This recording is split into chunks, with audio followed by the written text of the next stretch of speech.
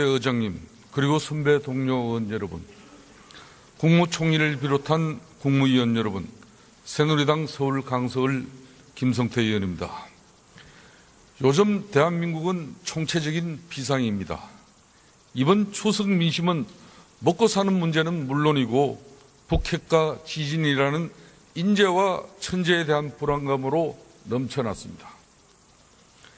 정부는 위기 대응과 수습은커녕 갈팡질팡 허둥댔습니다. 또한 정치권은 서로만 탓하며 모든 것을 정치 쟁점화해버렸습니다. 요즘처럼 대한민국 국민으로 살기 힘든 때가 또 있었습니까? 민생은 어려운데 인재와 천재의 무기력한 정부, 무책임한 정치가 국민들을 더욱 어렵게 하고 있습니다.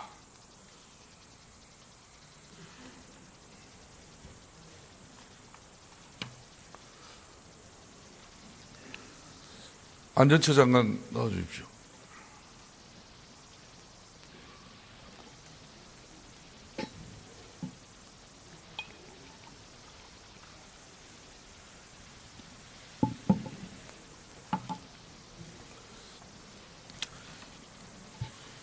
일전에 발생한 지진 강도가 5.8이었고 어제 발생한 지진의 강도가 4.5였습니다.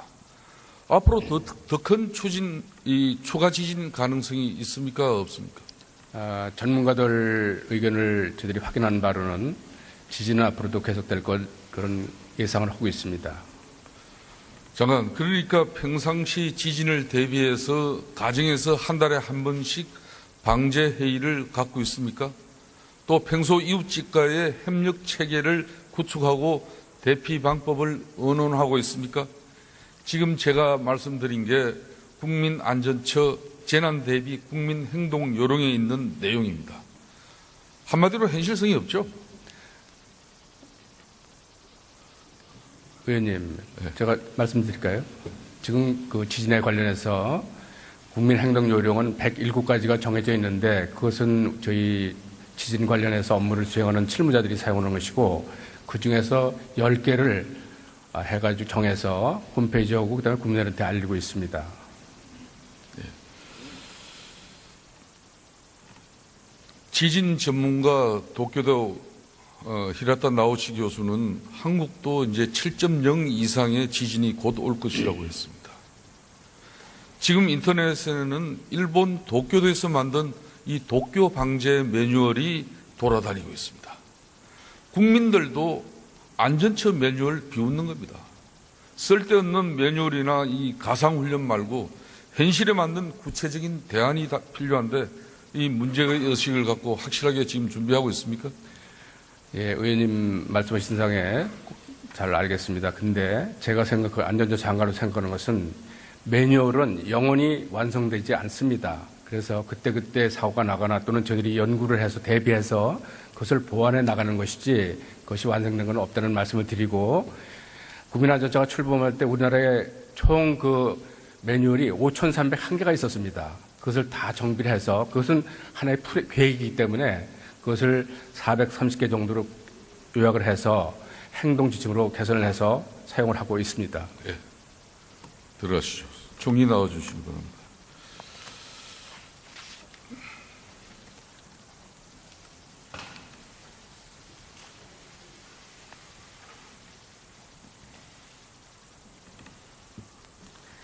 네, 총리께서는 검사도 하셨고 법무부 장관도 하셨습니다. 현행 헌법으로 수도 이전, 모병제 가능합니까?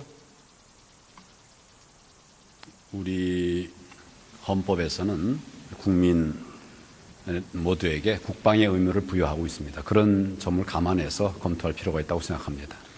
수도 이전은 위헌 판결이 났으니 재론의 여지가 없습니다. 모병제, 헌법 39조에 모든 국민은 국방의 의무를 진다고 못 박아놨습니다.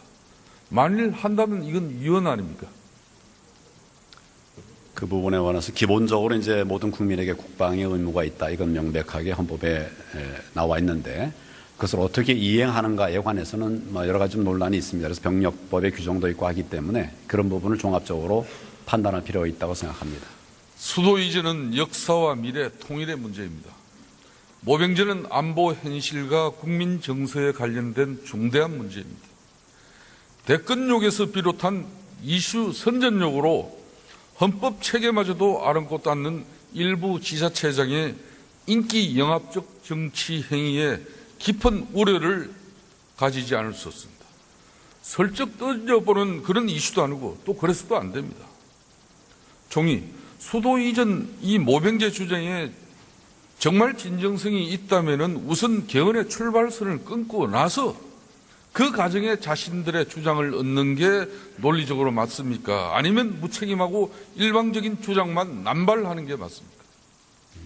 무책임한 주장을 해서는 안 된다고 판단을 하고 국민들과 함께 논의를 합리적으로 진행해 나가는 것이 좋지 않느냐 이런 생각을 합니다. 총리, 정치와 경제, 사회, 문화, 환경 모든 분야가 30년 전 헌법 체계로는 담아낼 수 없을 정도로 바뀌었는데 지금의 대한민국 국민이 이 87년 헌법 체계 하에서 사는 게 아무 문제가 없다고 이렇게 생각하십니까? 법이라는 것은 늘 사회 현상을 뒤쫓아가게 되어 있습니다. 그렇기 때문에 많은 문제 제기가 되고 나면 그런 것들이 사회적 공감대가 되고 그것이 법으로 또 개정되고 바뀌어져 가는, 특별히 헌법에 관해서는 또 그런 절차가 좀 엄격한 이런 프로세스로 되어 있습니다. 그렇습니다. 더 이상 미뤄서는 안 됩니다. 권력 구조 개편, 국민 기본권, 남북 통일, 지방자치에 대한 개헌 논의를 한없이 미루다 보면은 특정 정치인 또 정권 정당에 입맞는 그런 특정 개헌으로 흘러갑니다. 개헌은 대전환입니다. 중심을 잘 잡아야 합니다. 헌법 128조 1항은 대통령의 헌법 개정 발의 권한을 맹시하고 있습니다. 총리, 여야가 개헌 추진 여야정 논의기구 구성에 합의하고 정부에게 주도적인 역할을 주문했을 때 받아들일 용의가 있습니까? 기본적으로 그런 논의를 국회에서 하는 것은 있을 수 있습니다만은 지금 정부의 입장에서는 의원님 아시는 것처럼 경제가 어렵고 안보가 어렵고 여러 가지 그 어려운 상황들이 많이 있어서 그 문제들을 대처해 나가는 것이 우선되는 일이다 이런 생각을 하고 있습니다. 네, 경제 안보 어려운 거 알고 있습니다. 그렇지만은 지금이 적기입니다. 이유는 간단합니다. 첫째, 여야 막론, 대선 후보가 정해지지 않아 정치적 이해관계가 적습니다. 둘째, 여소야대 정권 후반기 어느 누구도 일방적일 수 없습니다. 셋째, 유례없는 지금 개헌 여론이 형성되고 있습니다. 지금의 개헌 요구는 국민이 바라는 시대 정신입니다. 87년 서설 실풀은 전두환 정권도 국민의 직선제 개헌 요구 받아들이지 않았습니까? 역대 사례를 보더라도 정권의 의지가 없으면 개헌은 요원합니다. 여야 정치권에만 의지해서도 안 됩니다. 정부가 나서야 합니다. 총리, 정부가 나서서 구체적인 개헌 로드맵을 국민 앞에 제시할 용의가 있습니까? 방금도 제가 말씀을 드렸습니다마는 지금 경제가 어렵고 안보 상황이 어렵고 민생이 어렵습니다. 정부로서는 여기에 주력하는 것이 우선 되어야 된다고 생각하고 있습니다. 그 문제 중요합니다. 그렇지만은 마침 내년 4월 12일에 보궐선거가 예정되어 있습니다. 저는 이때를 개헌 투표일로 삼아서 로드맵을 짜야 한다고 생각합니다. 총리께서 각별한 정부 차원에서 검토해 주시길 바라겠습니다. 앞서 개헌을 정치권에만 의지해서는 안 된다고 말씀드렸습니다. 정치권이 갈등을 부추기고 정부가 우왕좌왕하면서 도리어 사회가 혼란에 빠진 적이 어디 한 번, 두 번입니까? 이런 총체적 문제의 결정체가 바로 북핵 문제입니다. 4차 핵실험 이후 정부는 구체적으로 어떤 대북 조치를 취했습니까? 의원님께서 정부가 우왕좌왕하는 것이 아니냐 이런 걱정을 하시는데 그런 일이 없도록 노력을 하겠습니다. 우리 정부 시스템을 통해서 이런 부분을 면밀하게 챙겨왔다는 점을 말씀을 드립니다. 의원님 지금 말씀하신 부분에 관해서는 지난 1월 6일 의원님 잘 아시다시피 북한이 제4차 핵실험을 도발을 했습니다. 그 뒤에 정부는 곧바로 대통령 주재의 긴급 국가안전보장회의를 개최했고 각 부처와 함께 대응 방안들을 마련을 해왔습니다. 그 이후에 유엔 안보리 이사회에 긴급 회의를 요청을 했고 안보리의 대북 제재 결의가 이루어졌습니다. 2270호입니다. 또 대북 심리전 방송을 확대했고 개성공단의 전면 중단이 불가피하다 이렇게 판단해서 중단을 하게 됐고 또 우리 정부가 대북 독자 제재를 하는 측면에서도 선도해 나가야 된다고 하는 이런 입장에서 이 방안들을 마련을 해왔습니다. 또한 우리의 우방들인 미국과 또 일본, EU 등 이런 국제사회와 긴밀하게 협조하면서 대북 제재와 압박, 핵 개발에 대한 억제 노력을 해왔다는 점을 말씀을 드립니다. 총리님 말씀대로 정부와 국제사회의 강도 높은 이런 조치에도 불구하고 북한은 5차 핵실험을 감행했습니다. 한마디로 우리가 말폭탄을 날릴 때 북한은 핵폭탄 날린 겁니다. 대북 제재 한마디로 효과 없었습니다. 총리, 북한은 우리에게 핵을 겨누고 있는데 이렇게 안일하게 대처하는 게 맞습니까? 이쯤 되면 미온적 제재나 전폭기, 항공모함 한번 왔다 시해하고 돌아가는 그런 상투적인 것 말고 진짜 제대로 된 대책을 내놓을 때 아닙니까?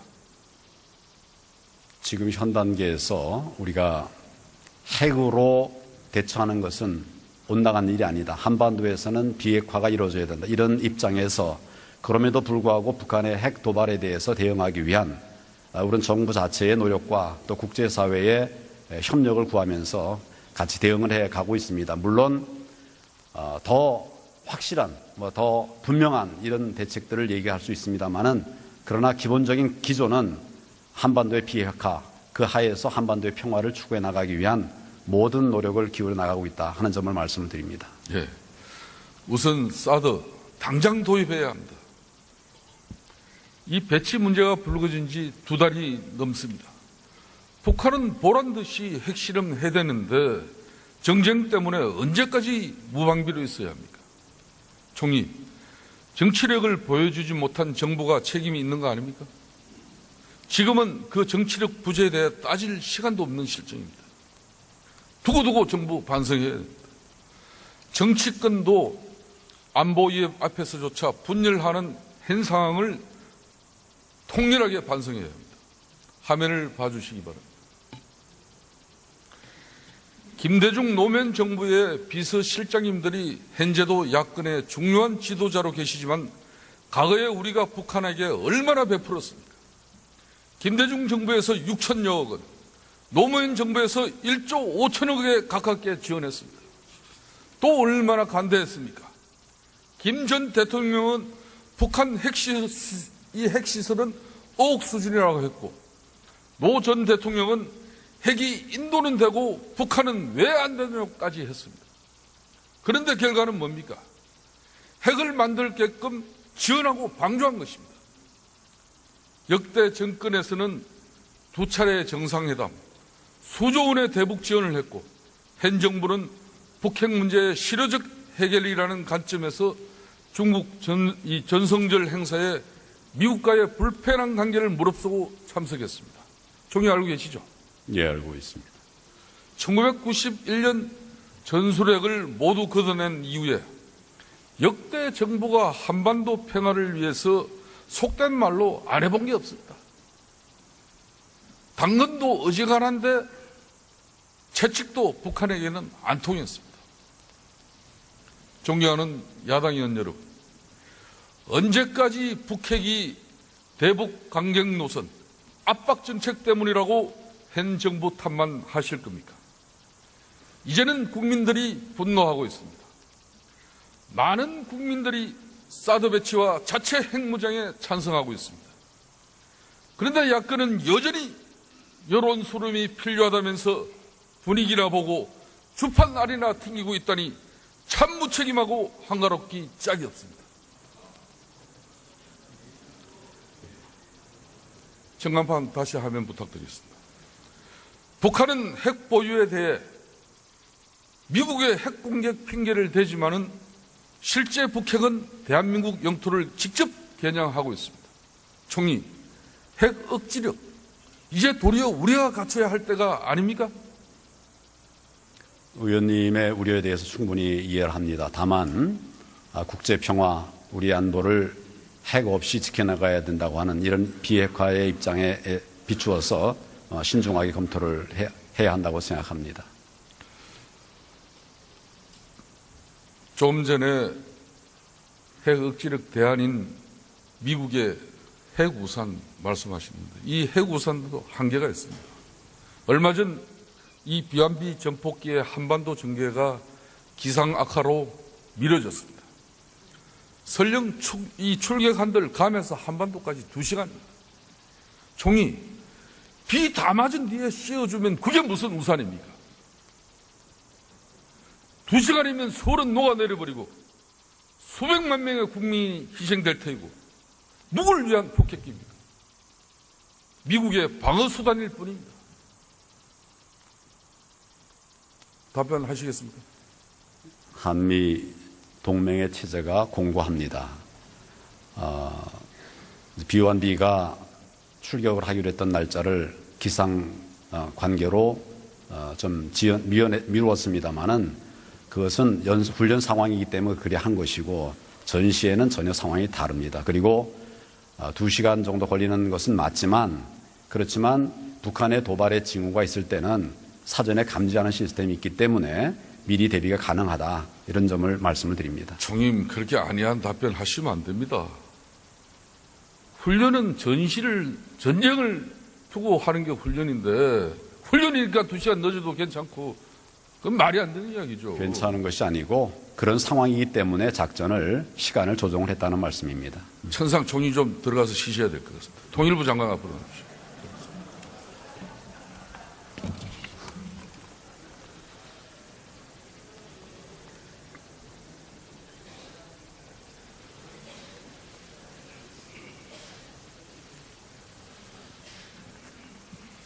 장관, 1992년도 한반도 비핵화 공동선언 내용 알고 계십니까?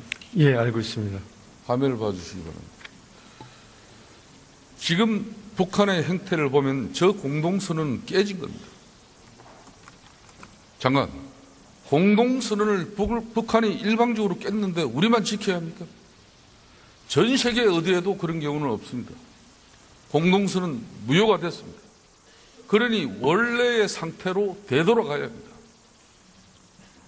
2006년 북한이 처음 핵실험을 했을 때 그때 돌아갔어야 했지만은 늦었습니다. 그래도 돌아가야 합니다. 장관은 동의하십니까? 장관의 견해를 말씀해 주십시오. 예, 북한의 거듭된 그런 핵실험으로 한반도의 상황이 굉장히 엄중하고 그렇기 때문에 지금 의원님께서 우려하시는 그런 부분에 대해서는 충분히 이해합니다. 다만 앞서 총리께서도 말씀하셨듯이 우리에게 무엇보다 중요한 것은 한반도 비핵화이고 그런 입장에서 북한의 비핵화를 이끌어내기 위해서 모든 수단을 다 활용을 해서 북한을 압박하고 또 우리의 그 안보를 지키기 위한 노력을 다할 필요가 있다고 생각을 합니다. 네, 총리님 다시 좀 나와주시기 바랍니다.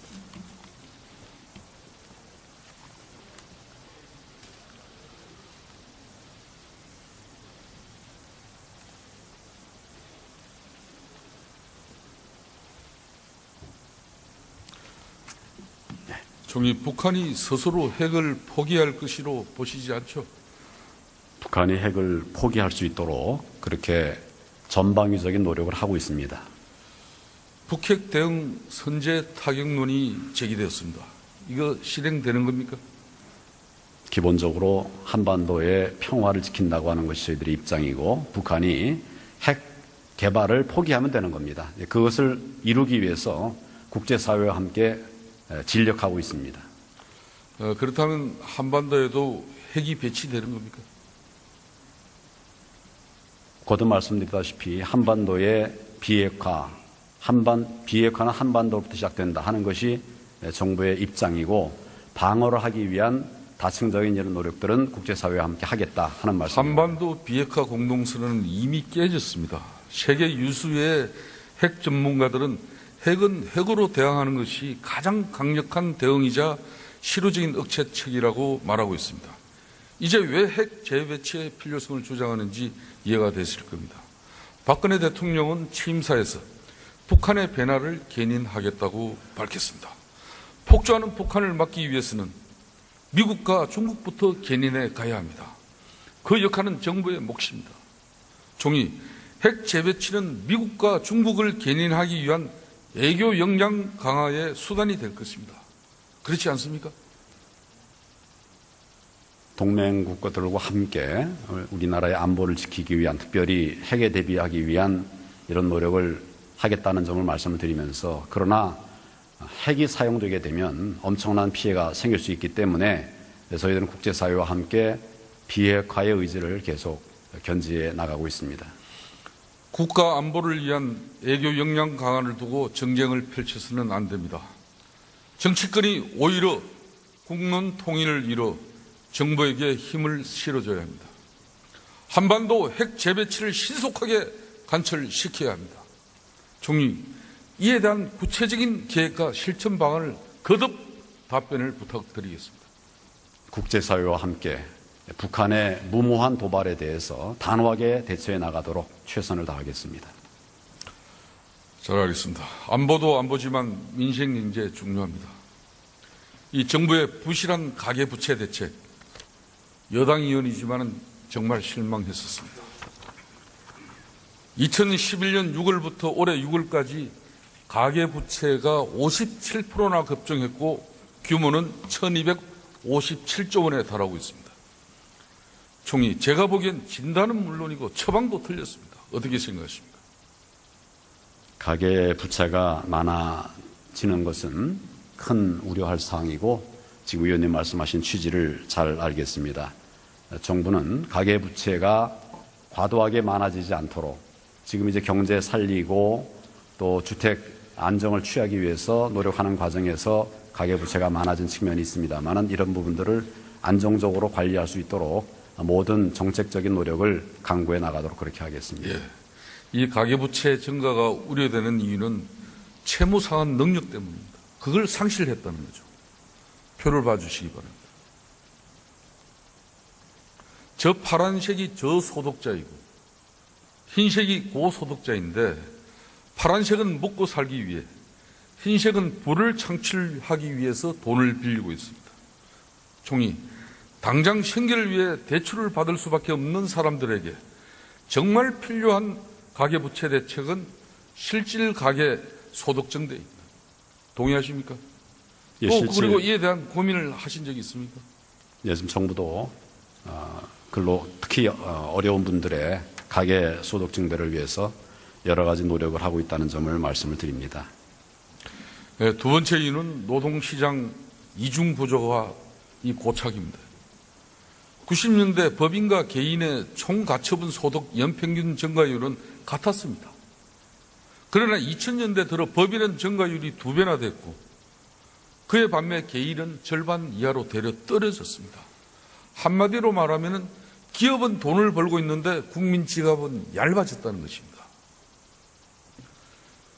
총리, 정부가 경제 위기 때마다 기업이 살아야 일자리가 늘고 노동자가 산다며 기업들을 지원했지만 낙수 효과는 없었습니다. 오히려 기업은 비정규직을 양산했고 그로 인해 사회가 양극화된 것 아닙니까? 총리, 이제는 가계소득 정체와 노동시장 이중구조 해소라는 근본적 관점에서 노동자의 희생에 기반을 둔 경제정책은 끝내야 하지 않겠습니까? 우리 사회에 만하게 근원이 되고 있는 이 천박한 자본주의를 가장 경계해야 될 때가 지금입니다. 총리의 견해를 밝혀주시기 바랍니다. 의원님 지금 말씀하신 것처럼 그 가계의 실질 소득이 올라갈 수 있도록 하게 하는 것이 정부의 중요한 정책 중에 하나입니다. 네, 그것을 위해서 여러 가지 신산업이나 유망 서비스업 육성을 통해서 좋은 일자리를 만들어가는 노력도 하고 있고, 또 어려운 분들을 위해서 기초연금을 확대하는 등의 취약계층 지원 노력도 하고 있습니다. 다만 전체적으로 이제 경제가 살아나지 못하기 때문에 또 위아래 다 할 것 없이 소득에 곤란을 겪고 있다는 이런 측면에서 저희들이 특별히 그 어려운 분들을 위한 그런 정책적 노력을 더 해나가겠다는 점을 말씀을 드립니다. 예. 수고하셨습니다. 지금의 대한민국, 한마디로 정의하면 총체적 위기입니다. 북핵 문제부터 가계부채, 사회 양극화까지 난맥상이 펼쳐져 있습니다.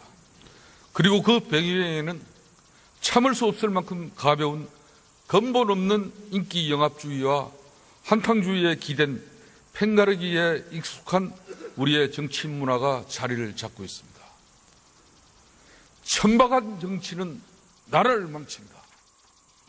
이제 달라져야 합니다. 최소한의 총체적 위기 앞에서는 정부를 비롯한 여야가 국민들 앞에 먼저 힘을 합합시다. 감사합니다. 네, 관련해서 국민행동요령은 101구까지가 정해져 있는데 그것은 저희 지진 관련해서 업무를 수행하는 실무자들이 사용하는 것이고 그중에서 10개를 해가지고 정해서 홈페이지에 오고 그다음에 국민들한테 알리고 있습니다.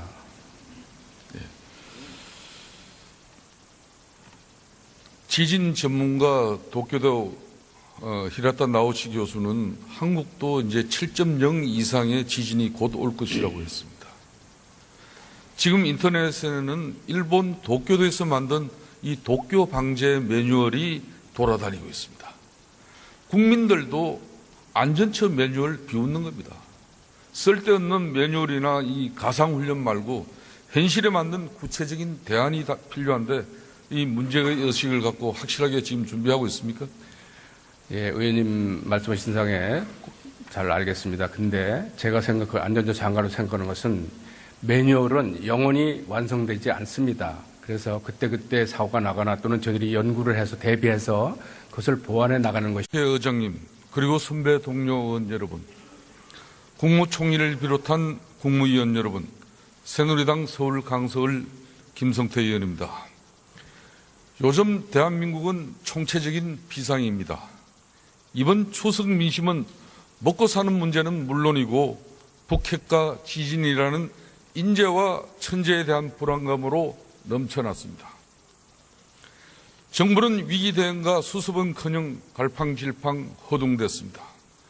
또한 정치권은 서로만 탓하며 모든 것을 정치 쟁점화해버렸습니다. 요즘처럼 대한민국 국민으로 살기 힘든 때가 또 있었습니까? 민생은 어려운데 인재와 천재의 무기력한 정부, 무책임한 정치가 국민들을 더욱 어렵게 하고 있습니다.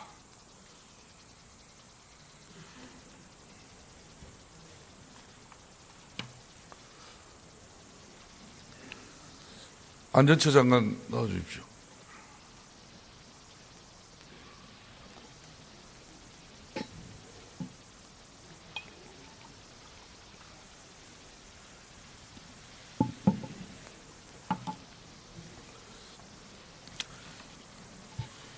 일전에 발생한 지진 강도가 5.8이었고 어제 발생한 지진의 강도가 4.5였습니다. 앞으로 더 큰 추가 지진 가능성이 있습니까? 없습니까? 전문가들 의견을 저희들이 확인한 바로는 지진은 앞으로도 계속될 그런 예상을 하고 있습니다.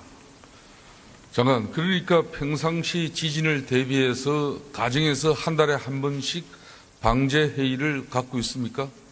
또 평소 이웃집과의 협력 체계를 구축하고 대피 방법을 의논하고 있습니까? 지금 제가 말씀드린 게 국민안전처 재난대비 국민행동요령에 있는 내용입니다. 한마디로 현실성이 없죠? 의원님, 제가 말씀드릴까요?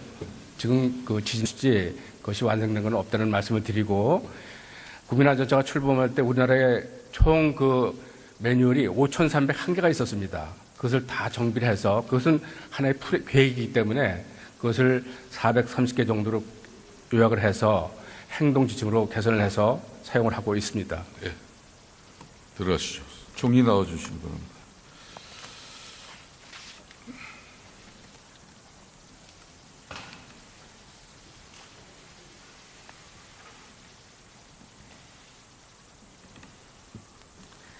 네, 총리께서는 검사도 하셨고 법무부 장관도 하셨습니다. 현행 헌법으로 수도 이전, 모병제 가능합니까? 우리 헌법에서는 국민 모두에게 국방의 의무를 부여하고 있습니다. 그런 점을 감안해서 검토할 필요가 있다고 생각합니다. 수도 이전은 위헌 판결이 났으니 재론의 여지가 없습니다. 모병제 헌법 39조에 모든 국민은 국방의 의무를 진다고 못 박아놨습니다. 만일 한다면 이건 위헌 아닙니까? 그 부분에 관해서 기본적으로 이제 모든 국민에게 국방의 의무가 있다. 이건 명백하게 헌법에 나와 있는데 그것을 어떻게 이행하는가에 관해서는 여러 가지 논란이 있습니다. 그래서 병력법의 규정도 있고 하기 때문에 그런 부분을 종합적으로 판단할 필요가 있다고 생각합니다. 수도 이전은 역사와 미래, 통일의 문제입니다. 모병제는 안보 현실과 국민 정서에 관련된 중대한 문제입니다. 대권욕에서 비롯한 이슈 선전욕으로 헌법 체계마저도 아랑곳 않는 일부 지자체장의 인기 영합적 정치 행위에 깊은 우려를 가지지 않을 수 없습니다. 슬쩍 던져보는 그런 이슈도 아니고 또 그래서도 안 됩니다. 종이 수도 이전 이 모병제 주장에 정말 진정성이 있다면은 우선 개헌의 출발선을 끊고 나서 그 과정에 자신들의 주장을 얻는 게 논리적으로 맞습니까? 아니면 무책임하고 일방적인 주장만 남발하는 게 맞습니까?